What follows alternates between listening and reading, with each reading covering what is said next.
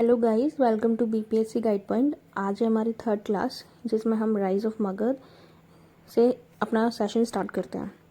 Okay, तो हमने last class में ये महाजनपद तक हमारा ख़त्म हो गया था। अगर आप लोगों ने नहीं देखा है तो उसको प्लीज़ देखिए, फिर यहाँ से आगे कंटिन्यू कीजिए क्योंकि क्रोनोलॉजी बहुत ज़्यादा इंपॉर्टेंट है। तो स्टार्ट करते हैं। ये सब चीज़ें हम लूसेंट में भी पढ़ चुके हैं, तो अगर आपने वो वीडियोस नहीं देखे हैं तो आप वहाँ से भी देख सकते हैं। यहाँ पे आपका एक रिवीजन हो जाएगा एंड स्पेसिफिक बिहार के रेफरेंस में आपकी यहाँ से पढ़ाई हो जाएगी फिर। लेकिन जो बिहाइंड द कंटेक्स्ट वाली चीज़ें हैं, जो सेंट्रलाइज वाली चीज़ें हैं, वो आपकी वहाँ से और अच्छे से क्लियर हो जाएंगी। ओके, तो शुरू करते हैं। मगध को फाउंड किया था किसने? बृहद्रथ ने।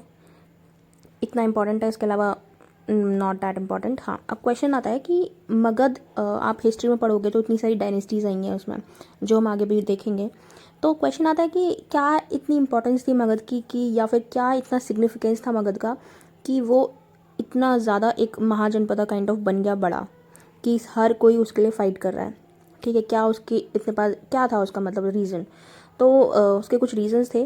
पहला तो ये कि वो हिल से सराउंडेड है। अगर हिल से सराउंडेड है तो क्या फ़ायदा है? फ़ायदा ये है कि आप सिक्योर्ड रहते हो। आप पहले लोग किलाबंदी करते थे। उसका रीज़न था कि वो सिक्योर रहना चाहते थे अपनी टेरिटरी के अंदर, कि अगर एक्सटर्नल फोर्स उन पर कभी अटैक करती है तो वो अपने आप को सेफ कर सकता है। सेम अगर आपको नेचुरल बैरियर अगर कोई चीज़ प्रोवाइड कर रही है, लाइक हिल्स नेचुरल बैरियर है, नेचुरल प्रोटेक्टर है ना, नेचुरल सेफ्टी मेजर है, तो वो उससे ज़्यादा अच्छी चीज़ कोई हो नहीं सकती है। तो सब उस चीज़ के लिए फ़ाइट करते हैं। अब वो 5 हिल्स कौन सी थी? पहली थी रत्नागिरी, सोनगिरी, विभागिरी, उदयगिरी एंड विप्लाचल। ठीक है, तो इनको दिमाग में रखना है कि कौन कौन सी हिल्स थी। नेक्स्ट पॉइंट था कि जो मगध था वो रिवर से सराउंडेड था। अब रिवर से सराउंडेड है तो इसके रिवर्स के जो सिग्निफिकेंस है वो यहाँ सारे आएंगे। पहला तो ये कि अगर कहीं पर रिवर है तो एग्रीकल्चर आपका अच्छा होगा। ठीक है, you have the source of water near by. दूसरा कि अगर रिवर्स हैं तो आप ट्रेडिंग के लिए उसको एज अ ट्रेड रूट उसको यूज़ कर सकते हो। ओके, तो यहाँ से क्या होता है कि आपको एक एक्सेस मिल जाता है, एक मोड ऑफ ट्रांसपोर्टेशन और मिल जाता है। तो ये बेनिफिट हो गए। फिर आपकी एलुवियल और उस टाइम मैक्सिमम अगर देखा जाए तो सॉइल की फर्टिलिटी बहुत ज़्यादा इंपॉर्टेंट होती है अगर किसी भी राज्य को चलाना है। तो अगर आपकी सॉइल फर्टाइल नहीं है, आपके पास एग्रीकल्चर नहीं है, तो आप कितनी भी पावरफुल हों, you can't run in the long run, right? तो उसी तरीके से है सेम। नेक्स्ट है कि सराउंडेड बाय रिवर्स तो है, तो वही same irrigation transportation facilities available रहेंगी आपकी। ठीक है, सॉइल फर्टाइल रहेगी, सिमिलर कॉन्सेप्ट आ गया। नेक्स्ट है, अगर आप प्रेजेंट टाइम से देखो तो जो मगध वाला एरिया है, जो बिहार वाला एरिया है, वहाँ पे क्या है अभी? मिनरल्स हैं। ठीक है, कुछ झारखंड में चली गई हैं, कुछ ऊपर हैं। तो जब आपके पास मिनरल्स हैं तो ऑब्वियसली आपके पास एक रिच रिसोर्सेज है। जैसे अगर आपको आयरन के मेटल्स बनाने हैं और आपके पास आयरन मिल रहा है तो आप इजीली अच्छे सॉर्ड, अच्छे अस्त्र शस्त्र बना सकते हो, राइट? जिसके पास नहीं है उससे तो आप फार बेटर कंडीशन में हो। फॉरेस्ट वुड है, अशोक के टाइम पे वुड के वो बनते थे महल वगैरह। ठीक है, और वुड हर एक चीज़ में, बाकी चीज़ों में भी तो काम कर रही है। आपके पास एलिफेंट्स थे, तो हर एक तरीके की इनके पास रिसोर्स थी। नेक्स्ट है कि ये जो डायनेस्टी है ना बृहद, जिसने फाइंड किया, उसका जो लास्ट रूलर था वो रिपुंजय था। तो याद रखना है कि अगर रिपुंजय का भी मेंशन हो जाए तो भाई वो मगध से बिलोंग करता था, बाकी इसकी इतनी इंपॉर्टेंस है नहीं। अब नंबर ऑफ डायनेस्टीज़ पढ़ेंगे जो मगध को रूल करेंगी। सबसे पहले आएगी आपकी हर्यंक। तो बहुत बेसिक या सिंपल क्वेश्चन एक यही आता है कि क्रोनोलॉजी में इन डायनेस्टीज़ को अरेंज करो। तो हर्यंक, ठीक है, शिशुनाग, उस तरीके से। पहले हर्यंक को देखते हैं कि हर्यंक में कौन कौन से राजा आएंगे। पहला आएगा अपना बिंबिसार, फिर उसका बेटा अजातशत्रु, फिर उदयन, और बाकी इसके रेफरेंस में हम पॉइंट्स भी देखेंगे। नेक्स्ट पहला, हाँ, बिंबिसार को शुरू करते हैं। तो बिंबिसार जो है आपका वो रियल फाउंडर है मगध का। ठीक है, ये जो हर्यंक डायनेस्टी है, आई मीन उसका। दूसरा कि पहले ज़माने में क्या होता था ना, अगर आपको एक्सपेंशन करना है तो किसी अच्छी प्रिंसेस से शादी करो, वहाँ से दहेज लो, आपको ज़मीन मिलेगी, तो आपको ऑटोमेटिकली एम्पायर उस जगह पे एक्सपेंड हो जाता था। तो सेम इसने भी किया था, बिंबिसार ने। तो इसको भी, जैसे काशी इसको डाउरी में मिला जब उसने कौशल की प्रिंसेस से शादी की, ठीक है, वैसे ही इसकी जो तीसरी बीवी थी तो वहाँ वो मद्रा की थी, पंजाब की, तो वहाँ तक इसका एक्सटेंशन हो गया। अगर ज़मीनी एक्सटेंशन नहीं हो रहा है तो एक मोरल एक्सटेंशन होता है कि वहाँ के लोग आपको ऑब्वियसली सुनेंगे। ठीक है, फिर बिंबिसार एक ऐसा राजा था जिसने अवंती के रूलर जो चंद प्रयोत थे उनके साथ अच्छे रिलेशनशिप इस्टेब्लिश किए। कैसे किए कि जब ये अवंती के राजा बीमार हो गए थे तो इन्होंने जीवक को भेजा था। ये सब हम लूसेंट में कवर कर चुके हैं, तो बट स्टिल यहाँ पे भी करना है, ठीक है। फिर क्या हुआ, बिंबिसार के बेटे आए अजातशत्रु, इन्होंने इनका मर्डर कर दिया, खुद गद्दी पे बैठ गए। अजातशत्रु की बात करें तो उनका एक नाम था रियल, कुनीक बोलते थे इनको, ओके। एंड जब बिंबिसार मर गए तो इन्होंने काशी को वापस ले लिया। किसने? जो कौशल जो राजा थे उन्होंने वापस ले लिया इनसे। तो इनकी वजह से ये अजातशत्रु के कॉन्फ्लिक्ट में आ गए। कौन? इनके नाना। नाना से ही कॉन्फ्लिक्ट हो रहा है इनका, अजातशत्रु का, ठीक है। फिर बाद में इन्होंने उनको हरा दिया और काशी को वापस ले लिया। सेकंड, इन्होंने वज्जी संघ को भी हराया, फिर मल्लास को भी हराया। तो ये याद रखना है कि वज्जी संघ और मल्लास को, या मल्लास की किसके साथ फाइट हुई थी? तो अजातशत्रु के साथ फाइट हुई थी। नेक्स्ट है कि अजातशत्रु जैनिज्म में बिलीव करते थे, दो इन्होंने लास्ट में बुद्धिज़्म अडॉप्ट कर लिया था, बट स्टार्टिंग में इनका टिल्ट जैनिज्म की तरफ था। फिर जो बुद्धिज़्म की जो काउंसिल हुई थी, तो सबसे पहले काउंसिल किसने करवाई थी? अजातशत्रु ने करवाई थी। कहाँ पे? राजगिरी में। राजगिरी में कहाँ पे? सप्तकर्णी केव में। ये स्पेसिफिक लोकेशन याद रखनी है कि व्हाट इफ कभी राजगिरी मेंशन नहीं किया तो एक केव मेंशन की जाएगी। नेक्स्ट है हमारा उदयन। तो जो सिन्हालीज ट्रेडिशन है, मतलब जो श्रीलंका के टेक्स्ट हैं वहाँ पे बोलते हैं कि इन्होंने इनके बेटे ने मार दिया, काइंड ऑफ, ठीक है। बट हमारे लिए इंपॉर्टेंट नहीं है। इंपॉर्टेंट है कि इन्होंने राजगिरी से कैपिटल हटा के कहाँ पे कर दी शिफ्ट? पाटलिपुत्रा में। अब ये याद कैसे रखना है? उदयन का नाम कैसे? यू से पाटलिपुत्र पी बन गया उत्तर प्रदेश, ऐसे याद रख लो, हो जाएगा। हर्यंग डायनेस्टी को पैट्रिसाइड डायनेस्टी बोलते हैं। पैट्रिसाइड मतलब जिन्होंने अपने पापा को मार मार के गद्दी हासिल की, उस तरीके से। तो ये अपने फादर्स का मर्डर करते थे और फिर खुद गद्दी पर बैठ जाते थे, क्योंकि पहले ज़माने में राजा गद्दी छोड़ना चाहता नहीं था ना, तो कुछ तो तरीका करना पड़ेगा किसी को। नेक्स्ट है हमारी शिशुनाग डायनेस्टी। इसका फॉलो जो था, प्रपाउंडर जो था, एस्टैब्लिशर, वो शिशुनाग ही था। इन्होंने कैपिटल बनाई थी अपनी वैशाली में। याद रखना है कि अब कैपिटल चेंज हो गई है। ऑप्शन में आपको देखो राजगिर देगा, पाटलिपुत्र देगा, वैशाली देगा। अब राजगिर तो हट जाएगी कि भाई पहली थी, पाटलिपुत्र हट जाएगी कि वो यूपी के साथ आ रही है, बचा क्या? वैशाली। तो शिशुनाग के साथ वैशाली डाल देना। वैशाली अभी एक शिशु है, कैसे भी कर सकते हो कुछ, ठीक है। इन्होंने अवंती किंग को हराया एंड अवंती को मगध में मिला लिया। ये इंपॉर्टेंट पॉइंट है, क्योंकि जो बिंबिसार है वो तो अच्छे रिलेशनशिप स्टैब्लिश करके बैठा है अवंती के साथ, बट शिशुनाग इनको अपने में विलय कर लेंगे। फिर उन्होंने वत्स और कौशाम्बी प्रदेश को भी अपने मगध में मिलाया, तो दैट इज़ ऑल्सो इम्पॉर्टेंट। हाँ, इनको काकावर्ण बोला गया पुरानाज में, तो ये भी याद रखना है कि किसके लिए ये टर्म रेफर होता था। फिर वेरी सॉरी, काकावर्ण इनको नहीं बोला गया है, इनके बेटे थे कालाशोक, जो इनके बाद आएंगे शिशुनाग डायनेस्टी में। शिशुनाग के बाद उनको बोला गया है काला से काकावर्ण बोला गया इनको, ठीक है। सॉरी, इसको क्लियर कर लेना। कालाशोक के टाइम पे पाटलिपुत्र फिर से इसकी कैपिटल बन गई थी, किसकी? मगध की। तो इन लोगों ने सच कुछ किया नहीं कैपिटल चेंज करने के अलावा। हाँ, एक और काम किया कालाशोक ने कि सेकंड बुद्धिस्ट काउंसिल इन्होंने ऑर्गेनाइज करवाई। कहाँ पे करवाई थी? वैशाली में। इसकी जगह याद रखनी है। अब नेक्स्ट हमारी नंद डायनेस्टी। तो इनको इस्टेब्लिश किया नंद डायनेस्टी को किसने? महापद्मनंद ने। महापद्मनंद के कुछ टाइटल्स थे एंड ये पेपर में पूछे जाते हैं। पहला एकारथ या एकाछत्र, ठीक है। एंड कहीं कहीं इनको उग्रसेन भी बोला गया है।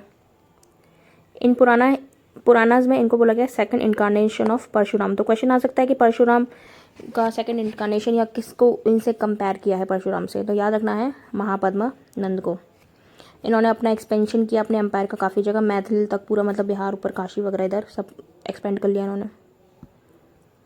एंड एक और इम्पॉर्टेंट क्वेश्चन है कि जो पाणिनि है, पाणिनि की किताब क्या है? अष्टाध्यायी ग्रामर बुक जो है पुरानी, वो पाणिनि कंटेम्प्रेरी किसका था? महापद्मनंद का। ये आता है पेपर में ये चीज़ है, तो इन चीज़ों को भूलना नहीं है कि पाणिनि किसका कंटेम्प्रेरी?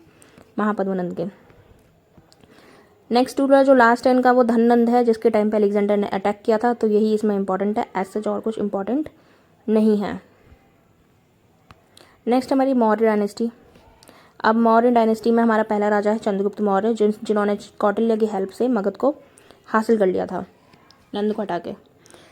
अब निकनेम्स याद रखने हैं कि जो जस्टिन एंड स्ट्रेबू हैं, ठीक है, इन्होंने चंद्रगुप्त मौर्य को क्या कहा है? सैंड्रोकोटस। याद कैसे रखना है, एस से स्ट्रैबो, एस से सैंड्रोकोटस, हो गया ख़त्म। जस्ट इनका याद कर लेना। दूसरा, इसको क्लियर कर देती हूँ तब बताती हूँ दूसरा। प्लूटार्क एंड एरियन ने चंद्रगुप्त मौर्य को कहा एंड्रोकोटस, एरियन ए से, एंड्रोकोटर ए से, हो गया याद, काम खत्म। अगर जहाँ स्ट्रैबो आ जाए याद रखना कि एस का एस से ही था, तो भाई एंड्रोकोटस तो होगा नहीं, तो सैंड्रोकोटस डाल देते हैं, रट्टा मार लो इसका बस। फिर चंद्रगुप्त मौर्य ने थोड़ी लड़ाई वड़ाई की है सेल्यूकस निकेटर के साथ, वहाँ से इनको दहेज वहेज मिला, काबुल, कांधार, मकरान, ये सब है रट, और इन्होंने बदले में सिर्फ 500 हाथी भेजे इधर से, ठीक है। तो इनका भी यही कॉन्सेप्ट था। फिर वहाँ से सेल्यूकस के यहाँ से मेगास्थनीज आया था जिसने किताब लिखी थी इंडिका। इंडिका भी इन्होंने अपने चंद्रगुप्त मौर्य के एम्पायर का बहुत अच्छे से जिक्र किया है। अब चंद्रगुप्त मौर्य के टाइम पे ही ये फेमाइन वगैरह आया था 12 साल का, ठीक है। फिर वो श्रवण वेलगोला में चले गए थे, वहाँ पे उन्होंने संलेखना या संधारा काइंड ऑफ, तो फास्टिंग मेथड होता है जैनिज्म में, क्योंकि ये जैनिज्म को फॉलो करते थे, तो वहाँ उन्होंने अपने प्राण त्याग दिए।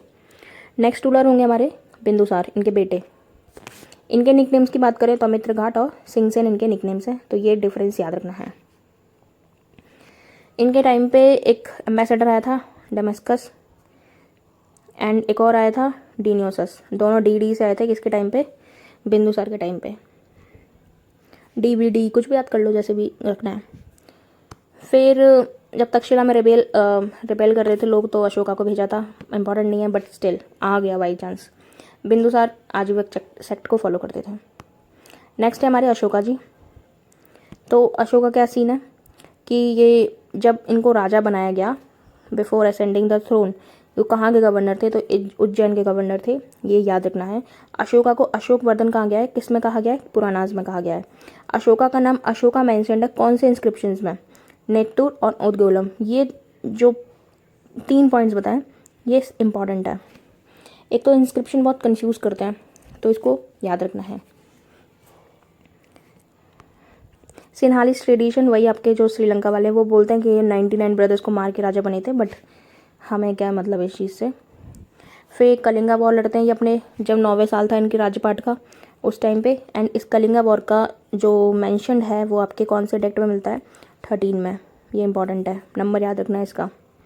फिर जब ये इन्होंने कलिंगा में अटैक कर दिया, बहुत सारे लोगों को मार दिया, फिर इन्होंने बुद्धिज़्म को एक्सेप्ट कर लिया, ठीक है, उसको फॉलो करने लग गए। फिर वहाँ से बुद्धिज़्म के प्रोपोगेशन का इन्होंने काम किया।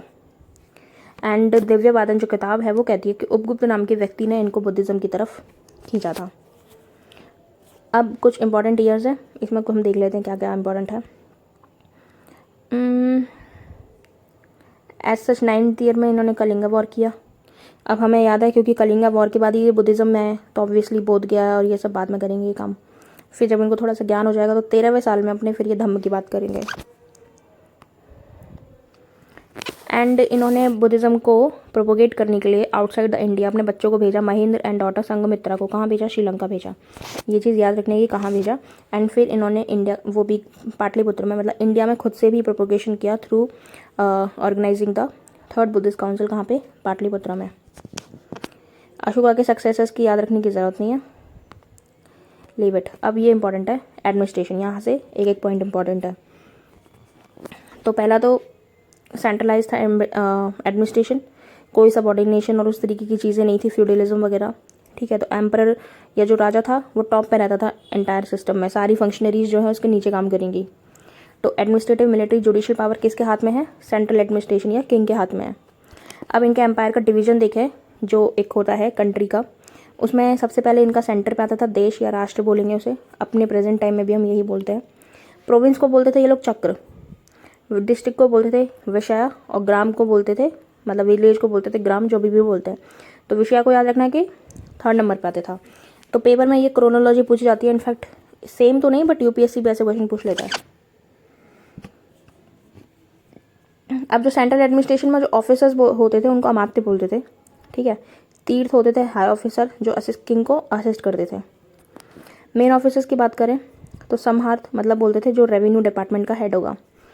सन्निधात जो स्टेट ट्रेजर को देखेगा राज्य के। सीताध्यक्ष स्टेट एग्रीकल्चर डिपार्टमेंट, इसको याद करने का मैं तरीका बता देती हूँ। जो हमारी सीता माता थी वो ज़मीन से जन्म ली थी, ठीक है। एंड एग्रीकल्चर कहाँ होता है? ज़मीन पे होता है। तो उसको ऐसे याद रख सकते हो, क्योंकि ये देखो ऊपर इतने सारे एस एस से नाम है तो हम इसमें कंफ्यूज हो सकते हैं। तो एटलीस्ट आपका एक क्लियर हो गया, तो एलिमिनेट कर पाओगे कि सीता एग्रीकल्चर से बिलोंग करती है। बाकी आपको जैसे करना है कर लेना। एक हो गया, ठीक है।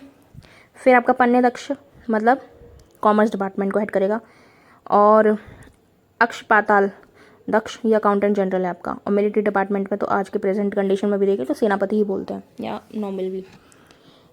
कुछ आर्मीज होती थी मॉडर्न टाइम में, 4 प्रकार की होती थी, इन्फेंट्री, कावलरी एंड एलिफेंट और चैरियट। जुडिशियल सिस्टम भी था मॉडर्न टाइम पीरियड में, एंड वो 2 पार्ट्स में डिवाइडेड था। एक होता था सिविल कोर्ट, एक होता था क्रिमिनल कोर्ट। अभी भी यही है। धर्म स्थानीय मतलब सिविल कोर्ट, और कंटक शोधना मतलब क्रिमिनल कोर्ट। अब ये याद नहीं रहेंगे कि ये धर्म स्थानीय है, कंटक शोधन, दो बार बोलना, कंटक शोधन, कंटक शोधन, कंटक शोधन, क्रिमिनल क्रिमिनल क्रिमिनल, हो गया याद। ऐसे ही रट्टा मारना है। ओके, अगर कुछ कर सकते हो तो वो भी कर सकते हो आप। एंड इनके जो स्पाइस होते थे उनको बोलते थे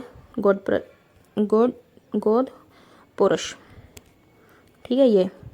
एंड अर्थशास्त्र में स्पाइस को 4 भी बोला गया है, तो वहाँ से भी याद रख सकते हो। इनका जो इंटेलिजेंस या स्पाई सिस्टम था वो भी 2 प्रकार में डिवाइडेड था। एक होता था संस्था, एक होता था संचार। अब संस्था, अगर कोई संस्था है, कोई ऑर्गेनाइजेशन है, तो ऑर्गेनाइजेशन मूव तो करती नहीं है, इट इज़ स्टेबल। एक जगह ऑफिस खुल गया वहीं रहेगा, ब्रांचेस हो सकती है बट ऑफिस उठ के थोड़ा ना जाएगा। तो संस्था मतलब स्टेइंग एट वन प्लेस, वहीं से वो अपनी डिटेक्टिव गिरी करते हैं। संचार मतलब क्या होता है कि एक जगह से दूसरी जगह इन्फॉर्मेशन भेजना, ठीक है। तो ये मूव करने का, मूव कर करके मतलब इधर से उधर, उधर से जाके जो फील्ड वर्क होता है संचार वाला, वो विभाग संभालता था। तो ऐसे याद रखना है कि संस्था एंड संचार। नेक्स्ट है, मौर्यन एडमिनिस्ट्रेशन को 5 प्रोविंसेस में डिवाइड किया था। दिस इज ऑल्सो इम्पॉर्टेंट, और ये एनसीईआरटी में भी मैंशनड है। अब ये जो प्रोविंसेस थे ना, इनको प्रिंसेस के अंदर डाला था कि भाई आप पहले से ही सीख लो, आगे जाके आप लोगों को राजा बनना है, तो प्रोविंसेस से ही आपको गवर्नेंस सीखनी है। तो पहला था उत्तरापथ। हाँ, एक और चीज़ याद रखनी है कि डायरेक्शन में था। उत्तरापथ नॉर्थ का हो गया, दक्षिणापथ उसका हो गया साउथ का, उस तरीके से। ये उत्तरापथ एंड दक्षिणापथ ना एंशियंट टाइम पीरियड में ट्रेड रूट्स होते थे, बहुत इंपॉर्टेंट ट्रेड रूट्स होते थे, तो इसको याद रखना है। तो उत्तरापथ में आपका तक्षशिला पड़ गया, दक्षिणापथ में आपका सुवर्णगिरी पड़ गया, ईस्टर्न में आपका पाटलिपुत्र, और इधर साइड में आपका नीचे अवंती में मतलब उज्जैनी, और कलिंगा में तोशाली। मतलब जो हमारी इंपॉर्टेंट प्लेसेस है ना 5, वो मैं बताती हूँ कौन कौन सी हैं। एक तो तक्षशिला है, एक पाटलिपुत्र है, एक तोशाली है, एक सुवर्णगिरी है, एक उज्जैनी है। ये 5 जगह याद रखनी है, इंपॉर्टेंट है।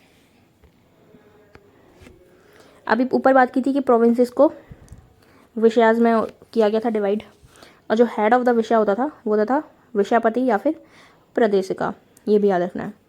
अब जो विषयाज है उनको ग्राम में डिवाइड किया गया, गांव में डिवाइड किया गया। अब जो गांव को हेड करेगा उसको ग्रामिक बोलेंगे, ठीक है। और जो 10 गांव को हेड करेगा उसको गोपा बोलेंगे। जैसे अभी भी होता है ना, सरपंच, प्रधान, एक गांव का हो गया, 3 गांव का हो गया, मुखिया, उस तरीके से चीज़ है ये। शहर के एडमिनिस्ट्रेशन को चलाने के लिए कुछ कमिटीज़ बनाई गई थी। एंड मेगास्थनीज बोलता है कि हर एक कमेटी में मतलब 5 मेंबर्स होते थे, ठीक है। तो ऐसे 30 मेंबर्स टोटल, मतलब हर एक कमेटी में 6 कमेटीज़ हैं, 5 मेंबर हैं, तो 5 इंटू 6 30 मेंबर्स हो गए एक शहर के, ठीक है। तो ये लोग उसको चलाते थे। इकोनॉमी की बात करें तो सब कुछ है, एग्रीकल्चर भी चल रहा है, इंडस्ट्री भी चल रही है, वाटर है तो ट्रेड भी चल रहा है, उस तरीके से, ठीक है। मैक्सिमम इनकम इनकी एग्रीकल्चर से आती थी, और क्योंकि 1/6 भाग जो था वो टैक्स का कहाँ से आता था, एग्रीकल्चर से। तो एक तो टैक्स का शेयर याद रखना है कि कितना शेयर सरकार लेती थी, तो 1/6 पार्ट लेती थी प्रोड्यूस का। एंड जो गवर्नमेंट की जो जगह होती थी, ज़मीन होती थी, उसको सीता भूमि बोलते थे। फिर से सीता से लिंक कर लो, सीता ज़मीन से आई है, सीता भूमि। ट्रेड एंड इंडस्ट्री जो होती थी उनसे 1/10 एज अ टैक्स वसूला जाता था। एंड पोर्ट से याद रखना है, ट्रेडिंग पोर्ट, तो भरूच जो गुजरात में है वो ट्रेडिंग पोर्ट था इनका इंपॉर्टेंट। अगर टैक्स इवेजन होगा तो जैसे अभी पेनल्टीज़ लगती हैं, डेथ पेनल्टी नहीं है, बट उस टाइम पर ये लोग थोड़े निर्दयी नहीं थे, मतलब वो थे ज़्यादा कट्टर, तो ये सीधा मौत देते थे, टैक्स नहीं दोगे ऊपर जाओ। सोशल सिस्टम की बात करें तो क्लासेस में डिवाइडेड है, ब्राह्मण, क्षत्रिय, वैश्य, शूद्र, मतलब वर्ण व्यवस्था पूरी।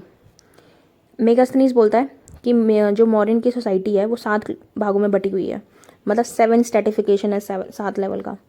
फिलोसोफर्स रहते हैं, फार्मर रहते हैं, हर्ड्समैन, आर्टिशन, सोल्जर, मजिस्ट्रेट और काउंसलर्स। ये डिवीजन है लोगों के, बेस्ड ऑन द ऑक्यूपेशन इनको काइंड ऑफ डिवाइड किया गया है। कौटिल्य कहता है कि स्लेवरी थी, मेगास्थनीज कहता है स्लेवरी नहीं थी। अब क्वेश्चन में ये तो नहीं आएगा ऐसा कि मौर्य में स्लेवरी नहीं थी, क्वेश्चन में आएगा according to the Megasthenes there was a prevalence of slavery in the Mauryan administration. ठीक है, तो वहाँ गलत कर देना कि भाई प्रेवलेंस नहीं था। प्रेवलेंस कौटिल्य बोलता है, लेकिन मेगास्थनीज को स्लेवरी जैसा कॉन्सेप्ट नहीं दिखाया, इंडिका में इसका मेंशन उसने नहीं किया है। वुमेन के स्टेटस की बात करें तो ठीक ठाक ही था, बट प्रॉस्टिट्यूशन जैसी चीज़ें भी उस टाइम पे होती थी। एंड जो औरतें प्रॉस्टिट्यूशन के प्रैक्टिस में इन्वॉल्व थी उनको बोलता था रूपचिवा। अब आर्टिशन की या फिर हम आर्ट एंड कल्चर की बात करें तो अच्छा था, मतलब स्टेट प्रमोट करता था उनको, स्कल्पचर वगैरह बनाए जाते थे, स्पेशली किसके, सेंट्रल अथॉरिटी थे। आर्टिशंस को मोस्ट एक मतलब इम्पॉर्टेंट रीजन अगर एक होता है ना कि उनको बढ़ावा देने का रीज़न एक ये था कि अगर स्कल्पचर बना रहा है, किसका बना रहा है, राजा का बना रहा है, अब कहीं ना कहीं तो वो स्कल्पचर लगाया जाएगा। अब जब लगाया जाएगा तो वो एक मैसेज आता था कि he is your authority and you have to obey him. ठीक है, बिना कहे कुछ चीज़ें। तो ये एक कुछ तरीके थे अपने सेंट्रलाइजेशन को दिखाने के, जो आज भी प्रेवलेंट हैं सोसाइटी के अंदर। तो ये चीज़ ठीक है, वन वर्ड में नहीं आती है बट कॉन्सेप्ट बता रही हूँ पीछे का। फोक आर्ट भी था, डेवलप था अच्छे से। ठीक है, जैसे पैलेस हो गए, पिलर्स हो गए, स्तूपा, केव्स, विहारा, ये सब बहुत चीज़ें मिलती थी। यक्ष यक्षिणी के स्टैचूज़ हो गए। ठीक है, जैन तीर्थंकर्स के हो गए, सैंडस्टोन वगैरह से बनाए जाते थे। जैसे यक्षिणी का स्टैचू मिला है दीदरगंज, कहाँ से, पटना से। जैन तीर्थंकर का स्टैचू मिला है कहाँ से, लोहानीपुर, पटना से ही मिला है। तो इसको थोड़ा दिमाग में रख सकते हैं। अब हमारा मॉडर्न एडमिनिस्ट्रेशन खत्म हो गया है, मतलब मगध खत्म हो गया है। अब जो नेक्स्ट है हमारा बुद्धिज़्म, वो हम नेक्स्ट क्लास में करेंगे क्योंकि ये एक अलग कॉन्सेप्ट है। बाकी मिलते हैं नेक्स्ट वीडियो में। Thank you.